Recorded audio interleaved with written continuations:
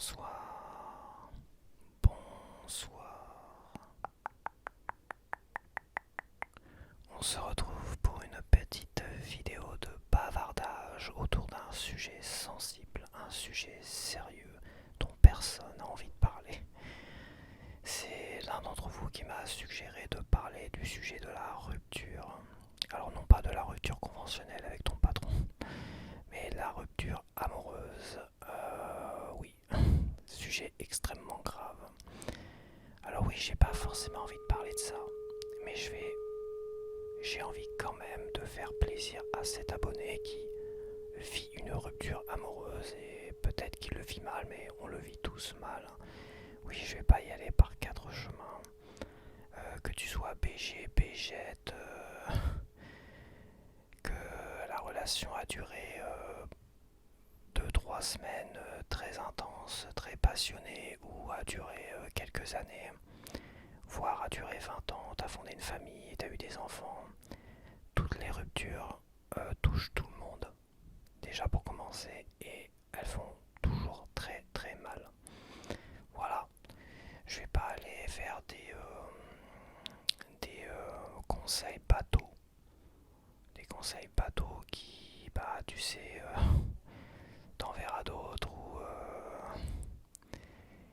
disons que où tu dois vite rebondir, ou enfin je sais pas, des conseils bateaux, ça va passer, machin et tout ça. C'est très compliqué parce que en fait, je pense que même si ça va passer, même si c'est vrai, même s'il y a d'autres poissons dans l'océan, la fameuse métaphore, mais tout le monde ne la connaît pas. J'utilise beaucoup de métaphores et d'expressions de mon époque, on va dire, des années 80, 90 et tout ça, que beaucoup n'utilisent plus du tout aujourd'hui. Donc c'est vrai, quand on dit qu'il y a d'autres poissons dans l'océan, c'est-à-dire, bah, en gros, bah, un poisson t'a échappé d'une certaine manière, bah, tu peux empêcher d'autres, hein. T'as largement le choix. Mais c'est vrai, cette expression est intéressante. C'est que toi, t'étais avec ton poisson. Oui, je sais, on va les comparer avec les poissons. Ceux qui t'ont plaqué, c'est un putain de poiscaille, quoi. Voilà, c'est un putain de poiscaille. Et ton poiscaille, bah, à un moment donné, hop, il t'a glissé des mains, il s'est barré. Il s'est barré, merci, au revoir. Et bah ouais, l'idée que bah tu reprends ta canne à pêche et vas-y, tu vas repêcher un peu tout ça. Donc il faut quand même faire des efforts, hein. C'est malheureux à dire, mais le pire, je crois que c'est ça, le pire, c'est qu'il faut faire des efforts. Je crois que c'est ça qui fait le plus mal. C'est très égoïste en fait. On est tous des putains d'égoïstes. Parce qu'il faut reprendre sa canne à pêche et puis il faut aller pêcher et essayer de repêcher les poissons. Mais il y a largement le choix en fait. C'est ça le truc. C'est ça que je trouve l'expression intéressante. C'est d'une certaine manière, il y a largement le choix de trouver quelqu'un d'autre en fait. Largement le choix. Mais faut faire l'effort. Et cet effort-là, il est pénible. Repasser par, il faut rencontrer du monde, draguer du monde, avoir cette peur un peu de rencontrer des inconnus. C'est pas toujours évident en fait.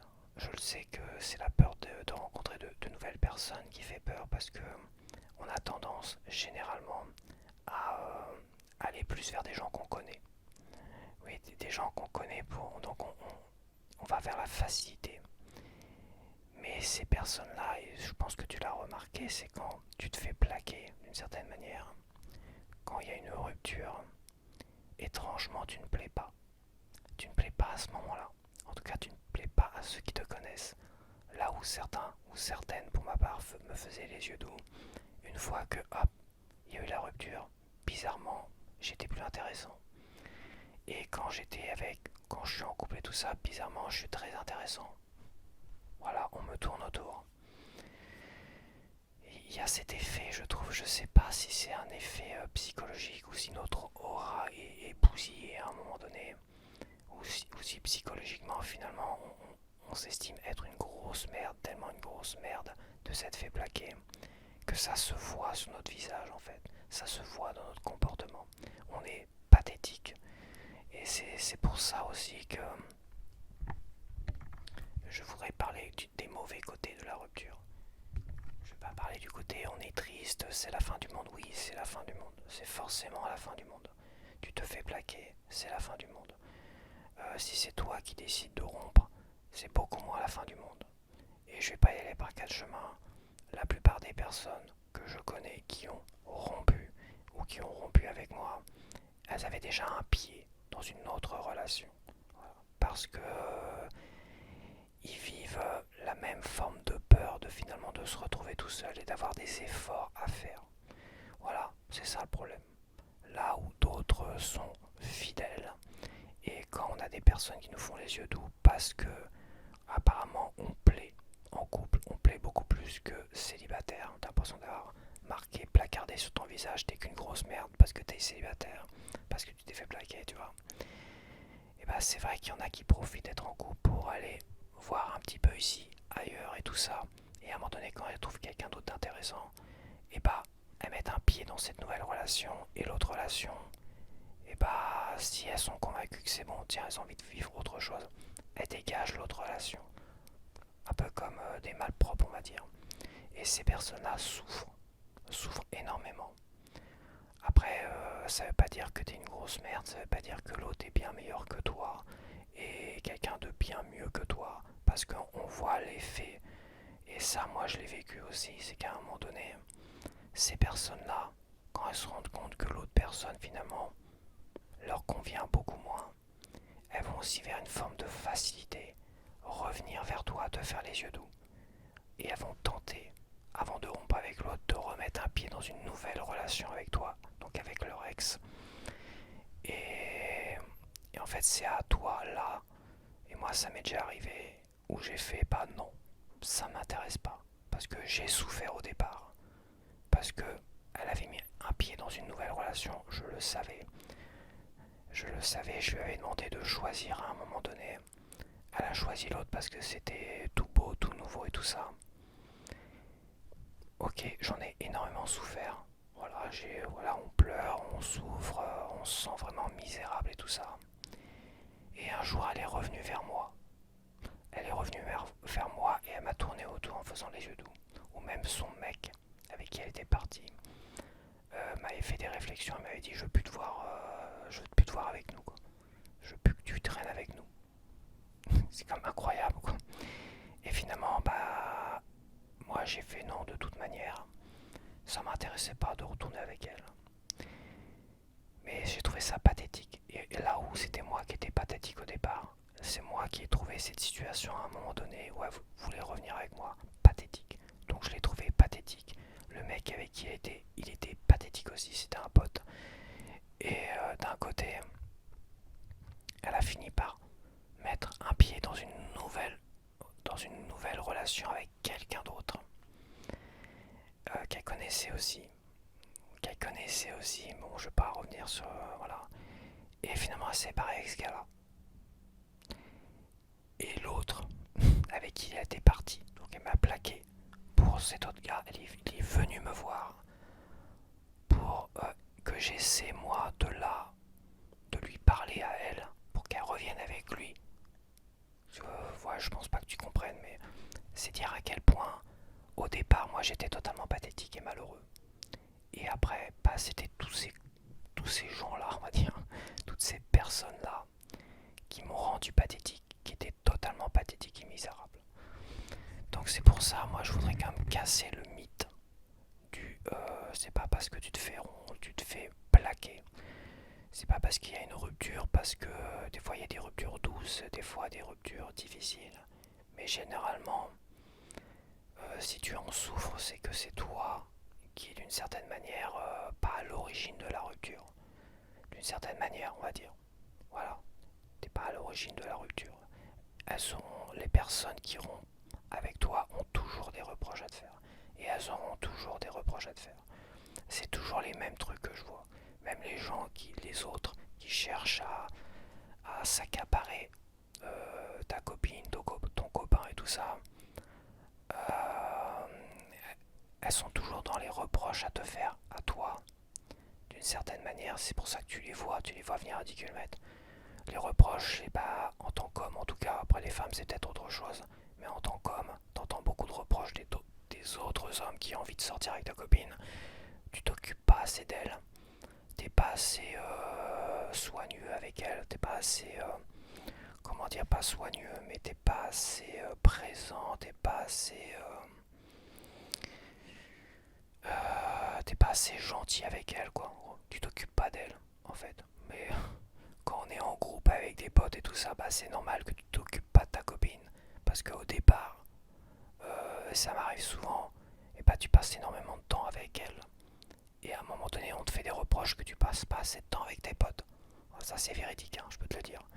Et à un moment donné, quand tu profites de tes potes et ta copine, bah tu la laisses de côté. Après, dans l'intimité, bah tu t'occupes d'elle, hein. Je suis pas méchant avec elle dans l'intimité, je m'occupe d'elle évidemment. Mais quand t'es entre potes, t'es entre amis et t'es en groupe, évidemment, à un moment donné, tu délaisses ta copine et tout ça. Et là, tu vois les charognards, parce qu'il y a toujours des charognards qui sont toujours en train de faire des reproches. Un truc incroyable. Ils te font des reproches en disant que tu t'occupes pas assez bien d'elle et tout ça. Genre, tu la vaux pas, tu la mérites pas. C'est bon, je les vois venir à 10 km. Je pense que les charognards, tu les vois venir à 10 km. C'est toujours ceux qui te font des reproches par rapport à ton comportement et ta nana. C'est un truc incroyable. Après, pour les femmes, je ne sais pas. Je ne saurais dire, franchement. Donc je peux que parler par expérience par rapport à moi. Après, le fait de se sentir misérable, j'ai pas envie de m'attarder sur le fait que t'es triste, que c'est la fin du monde. Je préfère utiliser le terme c'est la fin du monde. Oui, c'est la fin du monde dans ta tête. Oui, c'est la fin du monde qui dure parfois des jours, des semaines, des heures. Mais comme je l'ai dit au tout début de la chaîne, au tout début de la vidéo, pardon, au tout début de la vidéo, en fait, peu importe les personnes, peu importe que ce soit des BG, des BG, parce que on a toujours l'impression que les BG, les BG, elles ne rompent jamais, elles ne se font jamais plaquer surtout. Mais en fait, si elles se font plaquer aussi, bon, je pense quand même que certaines, ça m'étonnerait qu'elles se fassent plaquer. Moi, j'en connais certaines, elles s'arrangent toujours pour que ce soit évidemment le mec qui fait l'effort et derrière. Donc pour les femmes très très belles, je ne sais pas, j'ai un doute quand même, mais j'ai quand même l'impression que ça arrive à tout le monde de se faire plaquer. Et à part si... Et je pense qu'on se sent tous quand même misérables et pathétiques à un moment donné. Même des personnes qui sont très beaux. Oui, parce que oui, on a quand même cette impression, quand tu te fais plaquer, que toi, t'es la personne la plus vilaine au monde, la plus inintéressante au monde, et que la personne qui t'a remplacé, parce qu'il y a toujours une personne qui te remplace derrière, et oui, oui, t'inquiète pas que les personnes qui iront avec toi, comme je l'ai déjà dit, 99% des cas, elles ont un pied dans une autre relation. Et la personne, bah, t'as toujours l'impression qu'elle est plus intéressante que toi, qu'elle est plus belle, qu'elle a tellement plus de choses que toi. Et elle, bah, va confirmer cela parce qu'elle va entrer, c'est ton ex, donc lui ou elle va rentrer dans cette nouvelle relation et elle va être heureuse, machin, tout ça, parce que c'est le début de quelque chose de nouveau, gna gna gna gna, et tout ce que tu veux. Et toi, tu vas tenter évidemment d'essayer de comprendre pourquoi, parce que t'es pathétique en fait, c'est ça, tu es tellement pathétique, tu vas aller la voir, cette personne, ton ex, et tu vas lui demander machin, puis elle va se faire un plaisir de te balancer tout un tas. Il y en a, c'est comme ça, elles vont te dire parce que si, parce que ça, parce que machin, parce que lui il a ci, parce que lui il a ça, tu vois. Et ça c'est super cruel, c'est super méchant, mais c'est pas voulu de leur part. C'est juste que eux ils sont sur leur petit nuage pendant que toi tu es en train de souffrir et qu'à un moment donné, bah, elle voit tous les bons côtés de cette nouvelle relation, toi. Et puis toi tu le vis très très mal et chaque réflexion, chaque machin, tu l'aggraves dans ton cœur et machin et tout ça. Donc en fait tu te sens pathétique, misérable et tout ça. Et tu fais des choses pathétiques en fait. Voilà. C'est là que tu te rends compte des fois, bah ouais, je me rends compte de tout ce que j'ai perdu, je ferai plus d'efforts la prochaine fois, tout ça. Non, non, fais pas plus d'efforts la prochaine fois. Commence pas à te monter le bourrichon pour dire faut absolument que je sois meilleur la prochaine fois. Tu n'as rien fait de mal.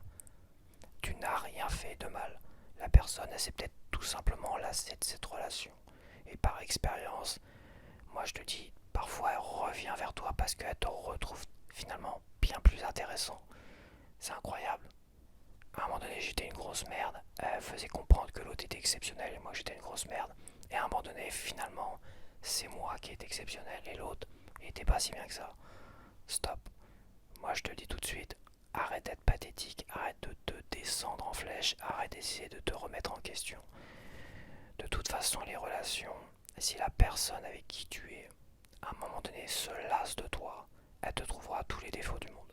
Donc ça sert à rien, t'auras beau faire tous les efforts, t'auras beau être le plus gentil, elle dira t'es trop gentil. Tu sais comment on m'a fait la réflexion. En fait, je vais te dire clairement, ne change pas ce que tu es.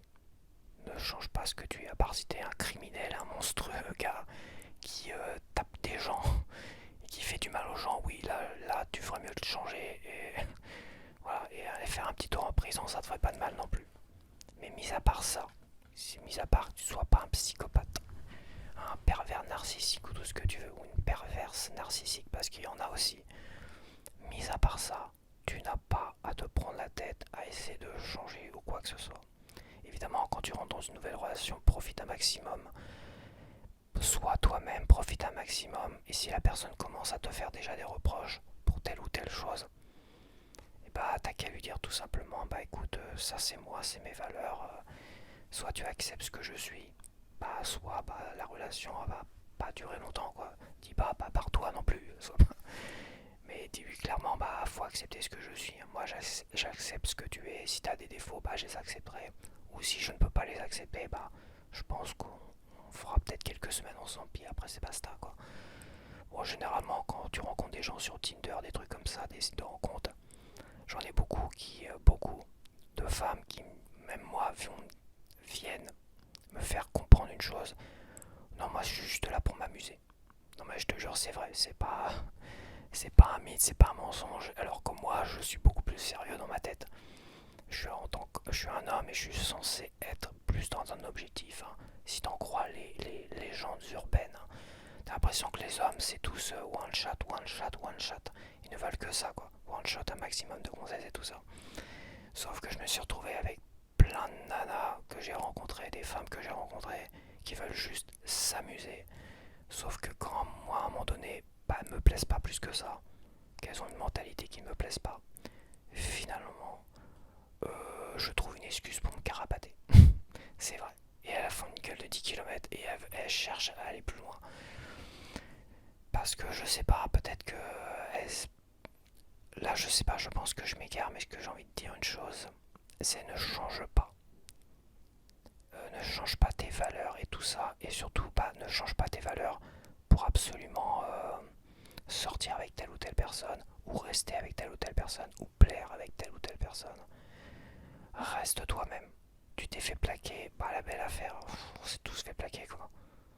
Je pense que je vais pas dire que 100% des gens sont fait plaquer parce qu'il y en a qui sont tellement BG que ça va être compliqué. Finalement, ça contredit ce que je disais au début de ma vidéo.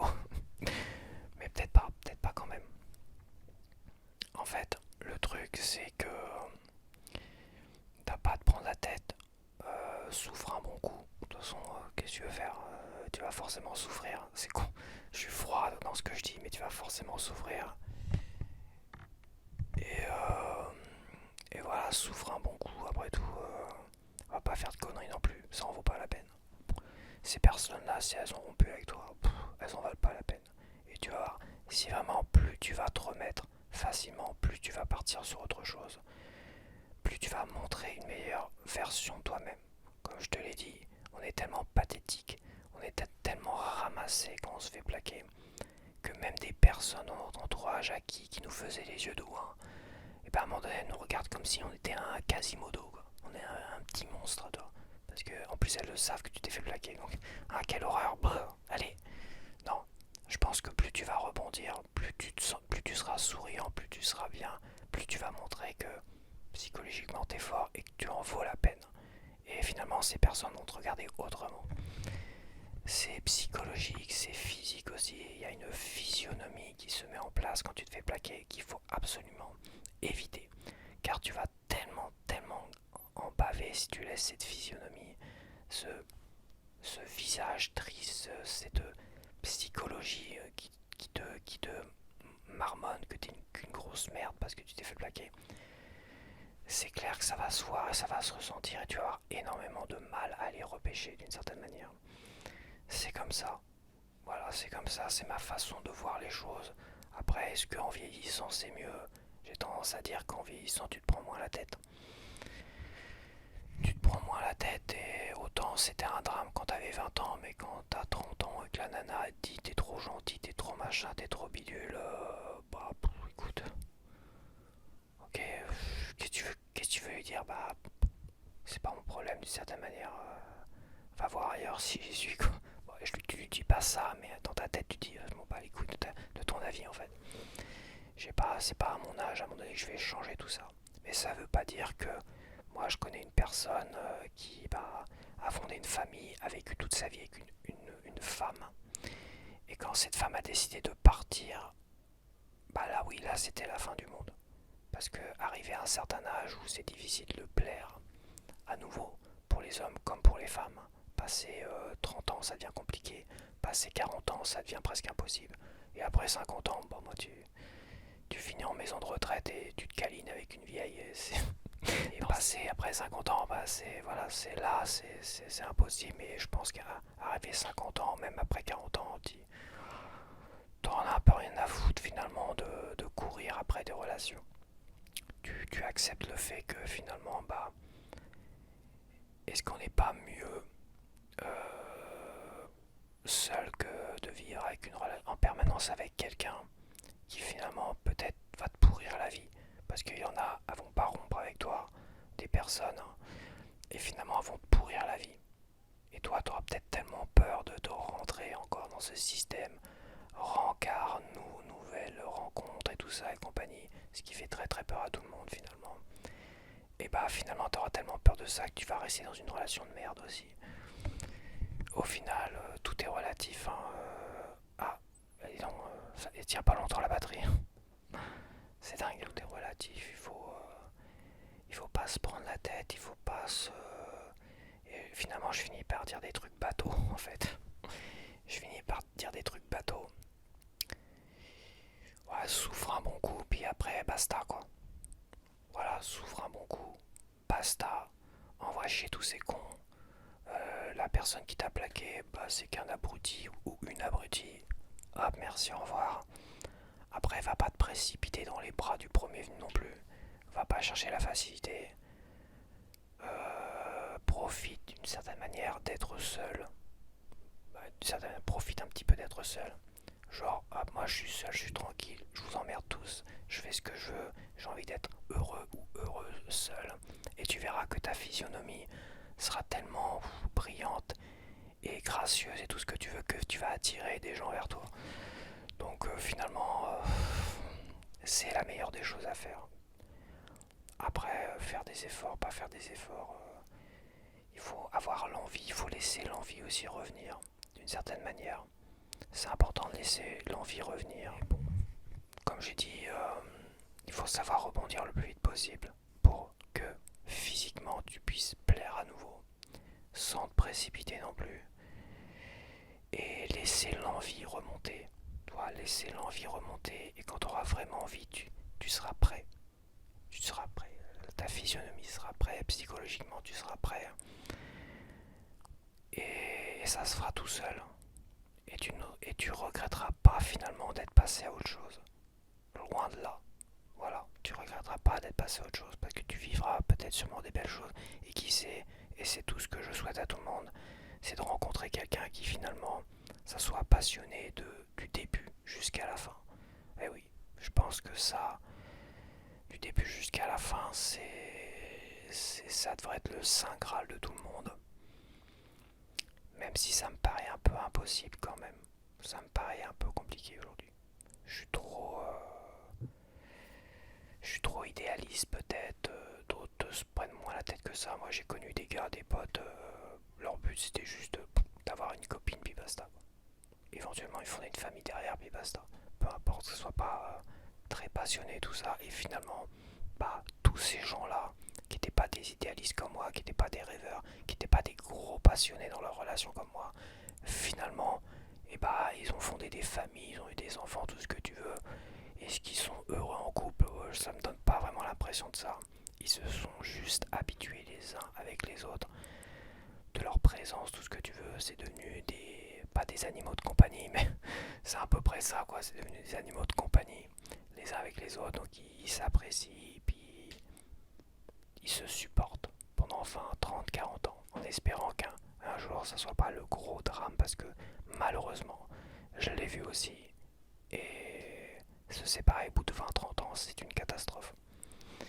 Les personnes qui auront, et même celles qui se font plaquer après 20, 30 ans, je pense que là je suis très mal placé pour en parler d'une certaine manière, mais j'ai vu les dégâts que ça faisait. Et ça, je peux pas le souhaiter non plus. Donc, c'est pareil, rester dans une relation qui pourrit au fur et à mesure, je pense pas que ça soit une bonne idée non plus. Parfois, vaut mieux se poser seul dans sa vie et laisser venir, voir venir aussi. Voilà. Le bonheur, c'est pas forcément de. Le bonheur, c'est quand t'es bien avec toi-même et quand t'es bien avec les autres. Si t'es pas bien avec les autres, tu seras pas bien avec toi-même, et si t'es pas bien avec toi-même, tu seras pas bien avec les autres. Donc voilà, vaut mieux être bien avec soi-même dans un premier temps et essayer d'être bien avec les autres. Tout doucement et sûrement, je sais pas où je m'embarque dans ma discussion là, mais je me rends compte que ma lampe là, de toute façon, elle avait un problème de batterie, hein. Je parle d'autre chose, je change de sujet. Quand je pense qu'elle m'a tenu 1h20 seulement d'allumer. Alors je l'ai allumé plein pot, mais elle tient qu'1h20 alors. Quand je l'ai reçue, elle était down au niveau de la batterie. J'aurais dû me douter que. Voilà quoi. Mais c'est comme ça. C'est la vie. Voilà, elle m'a plaqué. Ma lampe m'a plaqué. Elle m'a plaqué, bah tant pis, je vais l'acheter à la poubelle. Non, peut-être pas quand même. Ou je vais la renvoyer. Je pourrais la renvoyer. Oh, 1h20, c'est pas si mal. 1h20, c'est pas si mal quand même. Ouais, le mec il parle totalement d'autre chose. Sauf du sujet principal, c'est un truc de fou quoi. J'adore. J'adore ça. De toute façon, j'ai plus rien à dire sur les ruptures. Je sais pas, c'est bon. C'est tellement triste les ruptures, c'est vrai. Ça me fait de la peine. Ça me fait de la peine. Mais d'une certaine manière, voilà, souris à la vie et la vie te sourira. Voilà. Il y a encore une expression, toi. Non mais c'est vrai, tu souris à la vie et elle te sourira. Si tu vomis la vie en disant ouais, la vie c'est de la merde et machin tout ça, bah je peux t'assurer une chose, que la vie va te cracher à la gueule derrière. C'est comme ça, il y a une forme de pouvoir, je trouve, dans la vie. On appelle ça le karma d'une certaine manière. Mais il y a une sorte de pouvoir où plus tu vas vomir la vie, plus elle va te rendre la vie difficile. Et moins elle te fera de cadeaux. Et plus tu vas chérir la vie, plus tu vas sourire, plus tu vas te sentir bien, profiter un maximum des choses. Et plus finalement tu auras des belles choses. Bon, tu auras toujours un connard qui viendra te faire chier quand même. Il y aura toujours un connard qui viendra t'emmerder dans ton bonheur, ça c'est sûr et certain. Ça a des jaloux, tout ce que tu veux. Mais généralement, ça se passera mieux quand même pour toi si tu souris à la vie. Voilà. Allez, je vais finir sur sur ces belles paroles. Et je te dis à la prochaine.